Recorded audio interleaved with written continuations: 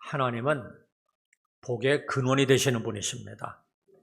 하늘에 속한 복과 땅에 속한 모든 복이 다 주님께 속해 있어요. 창세기 49장 25절에 보시면 모든 것이 하나님께로 말미암나니 그랬어요. 학개서 2장 8절에 보니까 하나님은 은도 내 것이요 금도 내 것이니라 그러셨어요. 이처럼 복의 근원이 되시는 분은 하나님이십니다. 모든 복은 하나님으로부터 나오는 거예요. 그런데 복의 근원이 되시는 하나님은 우리에게 복을 주시는 분이세요. 창세기 1장 22절에 보시면 하나님이 그들에게 복을 주며 이르시되 생육하고 번성하여 바닷물에 충만하라. 새들도 땅에 번성하라 하시니라. 하나님이 물고기와 새를 만드시고 번성하고 충만하라는 복을 주신 거예요. 창세기 1장 28절에 보시면 사람을 지으시고는 또 이렇게 축복하셨어요. 하나님이 그들에게 복을 주시며 하나님이 그들에게 이르시되 생육하고 번성하여 땅에 충만하라. 땅을 정복하라. 바다의 물고기와 하늘의 새와 땅에 움직이는 모든 생물을 다스리라 하시니라. 사람을 지으시고 사람에게 모든 복을 주신 거예요. 창세기 9장 1절에 보시면 노아 시대에 홍수로 세상을 심판하시고 홍수가 끝난 후에 또 이러한 복을 주십니다. 하나님이 노아와 그 아들들에게 복을 주시며 그들에게 이르시되 생육하고 번성하여 땅에 충만하라. 하나님은 물로 세상을 심판하신 후에도 노아와 그 아들들에게 이와 같이 복을 주신 거예요. 그럼 하나님은 복의 근원이 되시는 분이시고 또 우리에게 복을 주시는 분이세요. 그렇다면 우리들은 반드시 하나님이 주시는 복을 받아야지만 돼요. 공부하는 어린이나 학생도 하나님이 주시는 지혜의 복을 받아야지만 되고, 운동을 하는 사람도 하나님이 주시는 건강의 복을 받아야만 하고, 직장에 다니는 사람이나 사업을 하는 사람도 하나님이 좋은 사람 부재 주시는 복을 받아야 됩니다. 살림을 하는 주부들도 규모 있게 살림하는 복을 받아야만 하고, 아기로부터 노인에 이르기까지 누구나 다 복을 받아야 돼요. 신앙생활을 하는 사람도 복을 받아야 되고 하나님에게 헌신하는 사람도 복을 받아야 돼요. 누구나 다 하나님께 복을 받아야 되고 무엇을 하든지 하나님이 주시는 복을 받아야만 해요. 그래서 솔로몬이 이렇게 이야기를 했습니다. 시편 127편 1절 이하입니다. 여호와께서 집을 세우지 아니하시면 세우는 자의 수고가 헛되며 여호와께서 성을 지키지 아니하시면 파수꾼이 깨어있으며 헛되도다. 너희가 일찍 일어나고 늦게 누우며 수고의 떡을 먹으며 헛되도다. 아무리 아침부터 일찍 일어나서 밤늦게까지 별이 보일 때까지 수고하고 힘쓴다고 해서 되는 것이 아니라는 거예요. 하나님이 집을 세워주시고 하나님이 성을 지켜주셔야지만 된다는 거예요. 그렇다면 저와 여러분들은 모두가 다 한 사람도 빠짐없이 복의 근원이 되시는 하나님이 주시는 복을 받아 누리시기를 주님의 이름으로 축원합니다. 자, 오늘 본문에도 보시면 하나님이 아브라함에게 복을 약속하셨어요. 14절에 보시면 이르시되 내가 반드시 너에게 복 주고 복 주며 너를 번성하게 하고 번성하게 하리라 하셨더니, 여기에 보시면 하나님이 복을 주실 것을 약속하십니다. 반드시 너에게 복 주고 복 주며 너를 번성하게 하고 번성하게 하겠다. 더구나 맹세까지 하시면서 복 주실 것을 약속해요. 13절에도 보시면 맹세하여 이르시되 말씀하셨고 17절에도 보면 맹세로 보증하셨나니 이렇게 말씀해요. 이처럼 하나님은 아브라함에게 맹세까지 하시면서 복을 주실 것을 약속하십니다. 사실 맹세는 자기보다 높은 권위 앞에서 하는 것이에요. 그런데 하나님보다 더 높은 분이 없으니까 하나님은 맹세를 하실 필요가 없으신 분이에요. 그런데도 하나님이 하신 약속의 확실성과 신빙성을 위해서 맹세까지 하시면서 보증하여 주시는 거예요. 여러분, 하나님이 어떤 분이십니까? 한 번 약속하시면 결코 변개하지 않으시는 분이세요. 다시 말하면 한 번 약속하시면 변하지 않고 반드시 지키시는 분이세요. 사람들은 약속을 자꾸 바꾸기도 해요. 더구나 한계가 있어서 자기가 약속한 것을 스스로 지키려 할지라도 지키지 못할 경우도 있어요. 하지만 하나님은 창조주세요. 전능하신 분이에요. 한 번 약속하시면 반드시 이루시는 분이십니다. 하늘이 변하고 땅이 변할지라도 하나님의 약속은 반드시 이루어져요. 환경에 좌우되지 아니하고 여건에 좌우되지 아니하고 심지어는 아브라함의 어떤 선택이나 행동에도 좌우되지 아니하고 하나님의 약속은 반드시 이루어집니다. 이후에 보시면 아브라함이 여러 번 이 약속을 믿지를 못하고 실수를 하기도 합니다. 그래도 하나님의 약속은 이루어집니다. 물론 아브라함이 실수하지 않았더라면 약속이 이루어지는 과정은 달랐을 거예요. 아무튼 결국에는 하나님의 축복의 약속은 이루어지게 되어 있어요. 이처럼 하나님의 약속이 확실하다면 아브라함은 이미 복을 받은 사람이에요. 이처럼 하나님이 한 번 약속하시면 확실한 것인데 아브라함은 이러한 약속을 한 번만 받은 것이 아니에요. 창세기 12장에도 13장에도 15장에도 17장에도 그리고 22장에도 보면 하나님이 이와 같은 약속을 반복해서 해주세요. 이 약속에 대하여 아브라함이 흔들리지 않게 하기 위해서예요. 하나님의 약속은 이와 같이 확실한 거예요. 그런데 이러한 약속에 대해서 하나님께서는 맹세까지 하시면서 보증해 주셨어요. 그러면 하나님이 아브라함에게 주신 약속이 무엇일까? 14절입니다.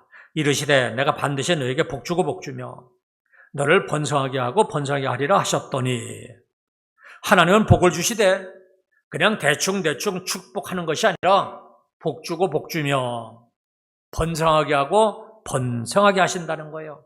차고 넘치도록 축복하신다는 거예요. 그리고 반드시 그렇게 하시겠다는 겁니다. 구체적으로 어떤 복인가? 창세기에서 구체적으로 말씀하고 있어요. 창세기 12장 2절 이하입니다. 내가 너로 큰 민족을 이루고 내게 복을 주어 내 이름을 창대하게 하리니 너는 복이 될지라. 너를 축복하는 자에게는 내가 복을 내리고 너를 저주하는 자에게는 내가 저주하리니 땅의 모든 족속이 너로 말미암아 복을 얻을 것이라 하신지라. 너무나도 엄청난 복이라 두려울 정도예요. 한번 생각해 보세요. 하나님이 만약 나에게 이러한 복을 약속하신다면 나는 어떨까? 나로 인해서 큰 민족을 이루시겠다는 거예요. 내 이름을 창대하게 해주시겠다. 내가 복 자체가 되겠다는 거예요. 그래서 나를 축복하는 자에게는 하나님께서 그 사람에게 복을 주고 나를 저주하는 자에게는 하나님이 그 사람을 저주하시겠다는 거예요. 그러니까 모든 족속들이 나로 인해서 복을 받을 것이라는 거예요. 너무나도 엄청나기 때문에 두려울 정도예요. 그런데 하나님이 아브라함에게 이러한 복을 약속하실 때 아브라함의 형편이 어떠했는가? 나이가 이미 75세였어요. 그리고 그 나이가 되도록 아직 자식이 한 명도 없었어요. 인간적으로는 도저히 하나님의 약속이 이루어질 것 같지 않았어요. 그런데 아브라함은 하나님의 이 약속을 믿고 행동에 옮깁니다. 창세기 12장 4절에 보면 이에 아브라함이 여호와의 말씀을 따라갔고 그럽니다. 그저 옆 동네로 이사 가는 것이 아니에요. 온 가족이 모든 재산을 다 정리해가지고 정처 없이 하나님의 가라는 곳으로 가는 거예요. 요즘으로 말하면 먼 나라로 이민을 가는 거예요. 하나님의 약속을 믿었기에 이러한 일이 가능했던 거예요. 환경을 보면 믿기 힘들었을 것이고 더구나 너무나도 엄청난 축복이기에 그 축복대로 이루어질 것만 같지 않았어요. 그래서 그것을 그 약속에 대한 확신을 갖기가 힘들었을 텐데 아브라함은 그 약속을 믿기로 결단을 한 거예요. 그리고 실행을 한 겁니다. 그러면 그 이후에 어떻게 되었는가?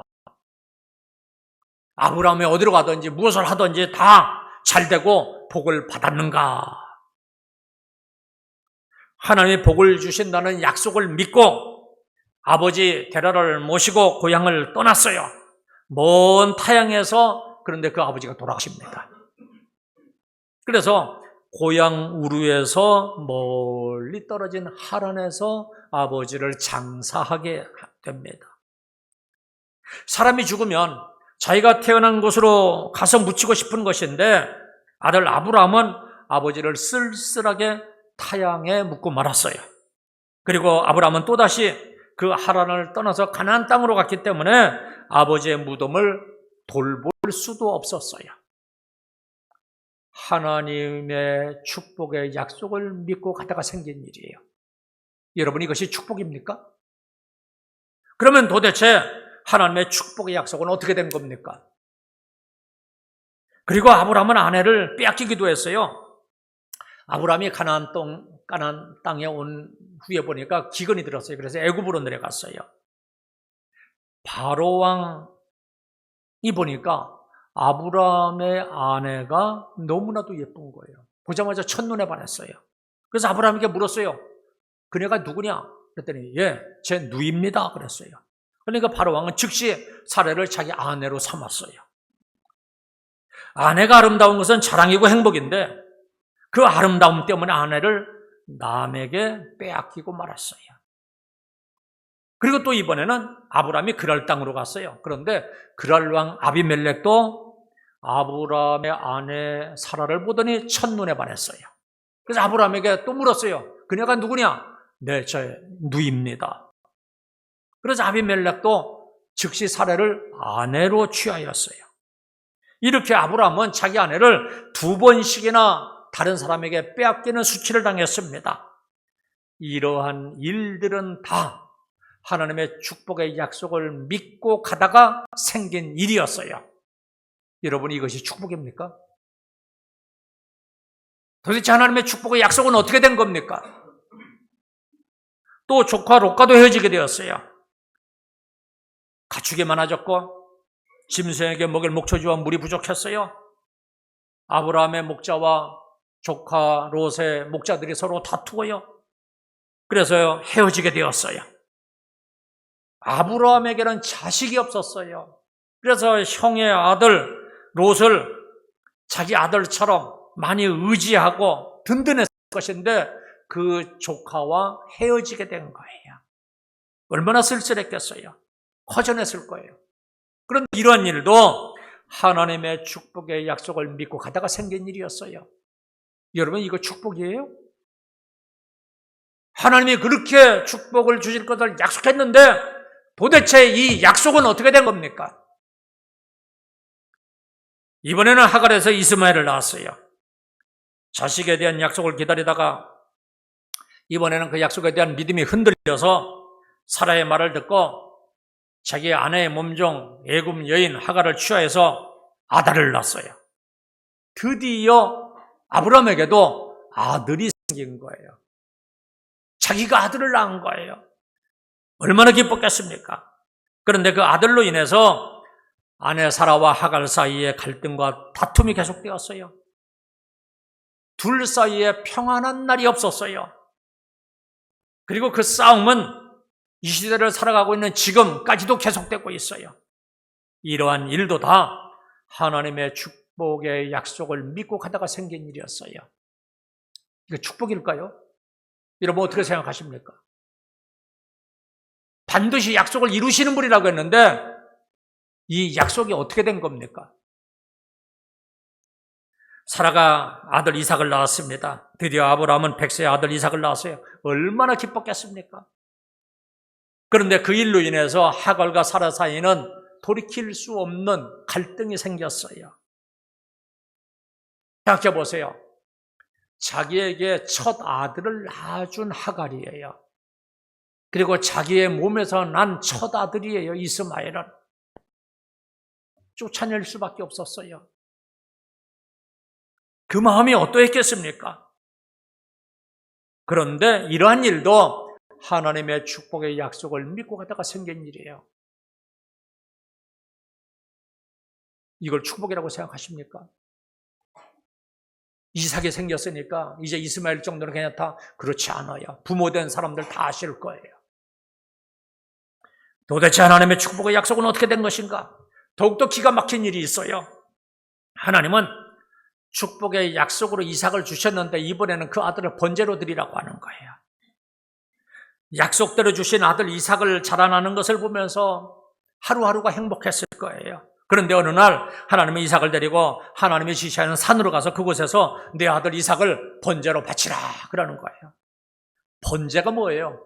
사람을 잡아서 각을 떠서 불에 태워서 하나님께 드리는 제사예요.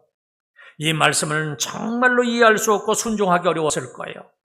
그 아들을 번제물로 드리면 도대체 하나님의 축복의 약속이 어떻게 이루어질 겁니까? 또 하나님께서는 평상시에 사람을 번제물로 드리는 것을 금했어요. 그런데 어떻게 이처럼 모순된 명령을 내릴 수가 있겠어요? 아브라함으로서는 도저히 이해하기 힘들었을 것이고 순종하기 어려웠을 것이고 무엇보다도 그 고통은 이루 말할 수가 없었을 거예요. 별의별 생각이 다 들었을 거예요. 이러한 일도 다 하나님의 축복을 믿고 하나님의 그 약속을 믿고 여기까지 왔는데, 그런데 이러한 일이 자꾸만 반복해서 생기는 거예요. 여러분, 이것을 어떻게 설명하시겠습니까? 하나님의 축복의 약속은 도대체 어디로 간 겁니까? 그런데 이게 복이라는 거예요. 그러면 이러한 일들이 어떻게 복이 될 수 있었는가? 오늘 본문에서 히브리 기자가 정확하게 말씀해 주고 있어요. 13절부터 다시 읽어드리겠습니다. 하나님이 아브라함에게 약속하실 때 가르쳐 맹세할 자가 자기보다 더 큰 이가 없으므로 자기 자신을 가르쳐 맹세하여 이르시되 내가 반드시 너를 복주고 복주며 너를 번성하게 하고 번성하게 하리라 하셨더니 그가 이같이 오래 참아 약속을 받았느니라. 보세요. 하나님이 맹세하시면서 반드시 복주고 복주며 번성케 하고 번성케 하시겠다고 약속을 하셨는데, 그런데 그것이 어떻게 이루어졌다고 말씀하고 있어요? 그가 이같이 오래 참아 약속을 받았느니라. 이것을 조금 더 우리가 이해하기 쉽도록 우리말 성경 번역을 좀 읽어드리겠습니다. 아브라함은 이와 같이 오래 참고 견딘 후에 그 약속을 받았습니다. 공동 번역 성경도 또 우리가 더 자세히 알 수 있도록 번역을 해놨어요. 과연 아브라함은 끈기 있게 기다려서 하나님께서 약속하신 것을 받았습니다. 종합해보면 아브라함은 오래 참고 견딘 후에 하나님께서 약속하신 축복을 받았습니다 라고 하는 내용이에요. 우리가 아브라함을 믿음의 조상이라고 해요. 어떻게 믿음의 조상이 될 수 있었다는 거예요? 오래 참는 것이었어요. 그래서 믿음이 무엇인가? 믿음은 오래 참는 거예요. 한번 따라해 보실래요? 믿음은 오래 참는 겁니다. 전주에는 뭐라고 했어요? 사랑은 오래 참는 거라고 했어요. 그런데 믿음도 오래 참는 거예요. 아브라함은 아버지를 먼 이국 땅에 장사하면서도 하나님의 약속을 믿고 참았어요. 이 일로 다시 고향으로 돌아가지 않았다고요. 이런 큰 불효를 하면서까지도 하나님의 약속을 붙잡은 거예요. 어려움 가운데서도 하나님의 약속을 믿고 참은 거예요. 아내를 2번씩이나 빼앗기면서도 하나님의 약속을 포기하지 아니하고 믿고 참은 거예요. 의지하던 조카 롯과 헤어지면서도 하나님의 약속을 포기하지 아니하고 그 약속을 믿고 참은 거예요. 사라와 하갈 사이에 갈등이 생길 때에도 역시 하나님의 약속을 믿고 참은 거예요. 하갈과 이스마엘을 내어 쫓을 때에도 하나님의 약속을 믿고 참은 거예요. 백세 얻은 약속의 아들을 번제물로 바치라 할 때도 도저히 이해할 수 없었지만 하나님의 약속을 믿고 끝까지 참은 거예요. 이처럼 어떤 일을 당해도 믿고 참고 또 참았더니 아브라함은 마침내 하나님의 모든 것을 준비해 주시는 여호와 이레의 복을 받은 거예요. 그렇다면 우리들도 마찬가지예요. 하나님이 주신 축복의 약속이 우리에게 복이 되게 하기 위해서는 포기하지 말고 믿고 오래 참아야지 돼요. 무슨 어려운 일을 당해도 참아야 돼요. 오래 참아야 됩니다. 한도 끝도 없이 참아야지 돼요. 참고 참다가 보면 때가 되면 반드시 복을 받게 되어 있어요. 저와 여러분들은 참고 또 참아서 반드시 하나님의 약속하신 축복을 받아 누리시기를 주님의 이름으로 축원합니다. 그럼 아브라함이 어떻게 이렇게 오래 참을 수 있었을까? 참 신기하지 않아요? 아브라함이 어려운 일을 겪었던 거 쭉 나열을 했잖아요. 한두 번도 아니고 1, 2년도 아니고 어떻게 그렇게 오래 참을 수 있었을까? 하나님을 만났기 때문이에요. 아브라함의 이야기를 가만히 보면은요, 아브라함이 큰 어려움을 당할 때마다 하나님이 아브라함을 찾아와서 만나 주셨어요. 그것이 창세기 12장, 13장, 15장, 17장, 22장 계속해서 나와요. 그때마다 하나님을 만났기 때문에 그 와중에도 오래 참고 또 참을 수 있었던 거예요. 말씀하여 주심으로 포기하려고 하던 아브라함이 다시 힘을 얻고 다시 참을 수가 있었던 거예요. 우리들도 마찬가지입니다. 너무 힘들어서 포기하려고 하는데 이처럼 하나님의 말씀이 선포되는 거예요. 선포되는 말씀을 통해서 위로를 받기도 하고 힘을 얻기도 하고 확신을 갖기도 하고 깨닫기도 하는 거예요. 우리가 어려울 때마다 말씀으로 찾아오시는 하나님이기에 우리는 다시 소망을 가지고 믿음으로 살아가는 겁니다. 이것을 히브리 기자는 오늘 본문에서 영혼의 닷과 같다 그랬습니다. 닷이 무엇입니까? 배에 보면 세워두는 돛이 있고 닷이 있어요. 돛은 항해할 때 필요한 것이고 닷은 정박할 때 필요한 거예요. 소망은 우리의 영혼이 흔들리지 않게 하는 닷과 같다는 거예요. 오늘 본문에서 하나님이 주신 소망을 닷으로 비유를 하고 있습니다. 우리가 하나님이 주신 약속을 맹세까지 하면서 주신 그 약속을 우리의 소망으로 삼는 순간 영혼의 닷과 같아서 튼튼하고 견고하다는 거예요. 바다에 심한 바람이 불고 폭풍우가 불어닥치면 바다 위에 떠있는 배는 심하게 요동치게 됩니다. 이때 닷줄을 내리게 되면 바람과 풍랑에 흔들리지는 하겠지만 떠내려가지는 않습니다. 우리의 신앙도 그래요. 하나님의 말씀을 통해서 소망의 닷을 내리면 튼튼하고 견고해지기 때문에 인생의 어려운 파도가 치고 환난의 물결이 다가올 때에도 출렁거릴 수는 있겠지만 우리도 인간인지라 흔들리기는 하겠지만 표류하거나 또 내려가지는 않습니다. 그러므로 우리가 이 세상에 살아가는데 꼭 필요하고 중요한 것이 바로 이 소망입니다. 그래서 믿음, 소망, 사랑 이 세 가지는 항상 있을 것이라고 했잖아요. 하나님은 우리에게도 약속의 말씀을 소망으로 주셨습니다. 오래 참고 기다리는 것은 소망이 없이는 불가능해요. 아브라함이 100세에 이삭을 낳기까지 오래 참을 수 있었던 것은 하나님이 주신 축복의 약속이 소망이 되었기 때문입니다. 이 소망 속에는 하나님이 반드시 그렇게 하신다 하는 믿음이 깔려 있는 거예요. 만일 아브라함에게 소망이 없었다면 기다리지 못하고 참아내지 못했을 거예요. 하나님은 우리에게도 이미 오래전에 선지자와 사도들을 통해서 약속의 말씀을 축복으로 주셨어요. 그런데 우리에게는 더 나아가서 더 큰 축복을 주셨는데 하나님이신 예수님이 이 땅에 직접 내려오셨어요. 본문 19절부터입니다. 우리가 이 소망을 가지고 있는 것은 영혼의 닷 같아서 튼튼하고 견고하여 휘장 안에 들어가나니 그리로 앞서가신 예수께서 멜기세덱의 반차를 따라 영원히 대제사장이 되어 우리를 위하여 들어가셨느니라. 우리가 오래 참을 수 있는 것은 예수님의 은혜 때문이에요.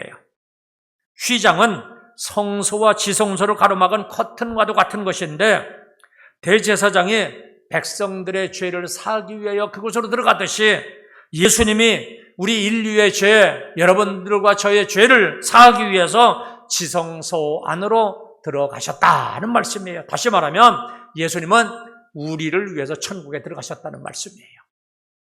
그런데 예수님이 천국에 들어가신 것은 멜기세덱의 반차를 따라서 들어간 거예요.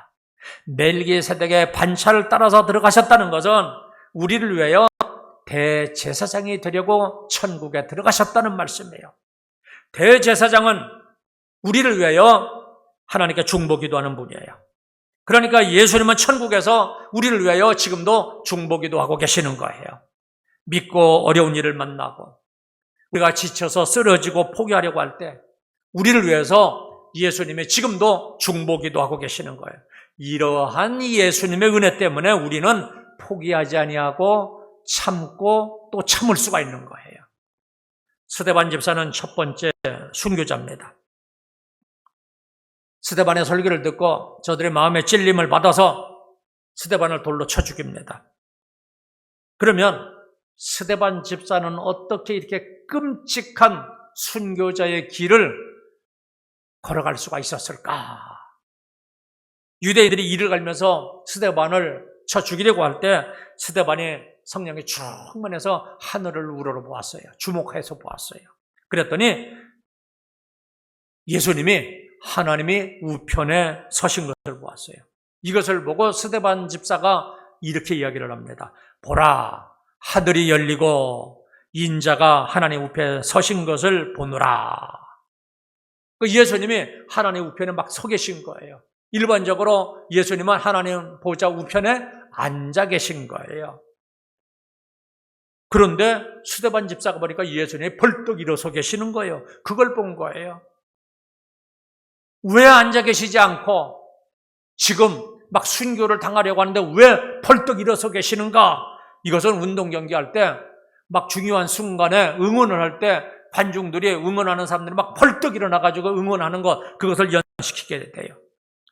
예수님은 지금 스데반 집사가 중요한 싸움을 싸우고 있는데 그것을 응원하기 위해서 앉은 자리에서 벌떡 일어서신 거예요. 스데반 집사가 이걸 본 거예요.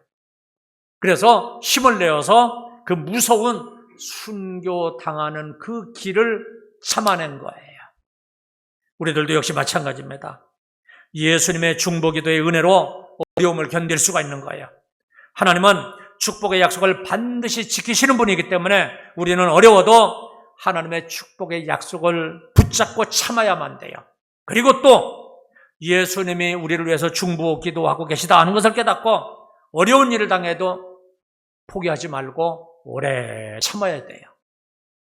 어느 날 한 농부의 당나귀가 깊은 우물에 빠졌어요. 농부가 어떻게 해야 될지 생각하는 동안에 그 우물에 빠진 당나귀가 계속해서 울부짖었습니다. 드디어 농부가 결심을 했어요. 생각을 해보니까 당나귀는 너무 늙었고 이 우물은 어차피 메워야 될 것이었어요. 그래서 당나귀를 끄집어 올릴 필요가 없었어요. 그래서 농부는 이웃 사람들과 함께 삽으로 흙을 퍼서 우물 속에 던져넣기 시작했어요. 당나귀는 지금 무슨 일이 벌어지고 있는지를 깨달았어요. 그래서 막 필사적으로 거기서 울부짖었어요. 그래도 계속해서 흙을 펐더니 어느 시점이 되니까 더 이상 울부짖지 않는 거예요. 그래서 농부가 한번 이렇게 들여다봤습니다. 우물 속을. 도대체 그렇게 울부짖더니 왜 가만히 있는가? 내려다보고는 깜짝 놀랐어요. 사람들이 흙을 퍼서 막 던지니까 당나귀 등어리에 떨어지는 거예요. 그러니까 당나귀가 막 몸을 흔들어가지고 흙을 땅에 딱 떨어뜨리더니 그 위에 밟고 올라서더라고요. 또 그냥 퍼서 던지면 또 흙을 털고 계속 흙을 터드니까 흙이 쌓이니까 그 위로 올라서는 거예요. 결국 당나귀는 그 우물에서 나올 수가 있었습니다. 사랑하는 성도 여러분, 어떤 어려운 문제들이 우리들을 생매장시키려고 하고 있습니까? 꼭 죽을 것만 같습니까? 생각하기 나름이에요. 하나님의 약속의 말씀을 붙들고 오히려 그 어려움을 발판으로 삼아서 다시 일어서기를 바랍니다. 우리에게는 하나님의 축복의 약속이 있고 예수님의 중보기도가 있고 성령님이 능력으로 도와주고 계십니다. 사단이 도전을 하면 오히려 그것을 발판으로 삼아서 또 한 계단 한 계단씩 올라가시기를 바랍니다. 모든 것이 합력하여 선이 되게 하시는 그 하나님을 믿으시기를 바랍니다. 그래서 이번에도 또 참으시고 또 참고 오래 참으시기를 바랍니다. 그래서 아브라함처럼 결국은 복을 받아 누리는 저와 여러분들이 다 되시기를 주님의 이름으로 축원합니다. 이제 기도하겠습니다.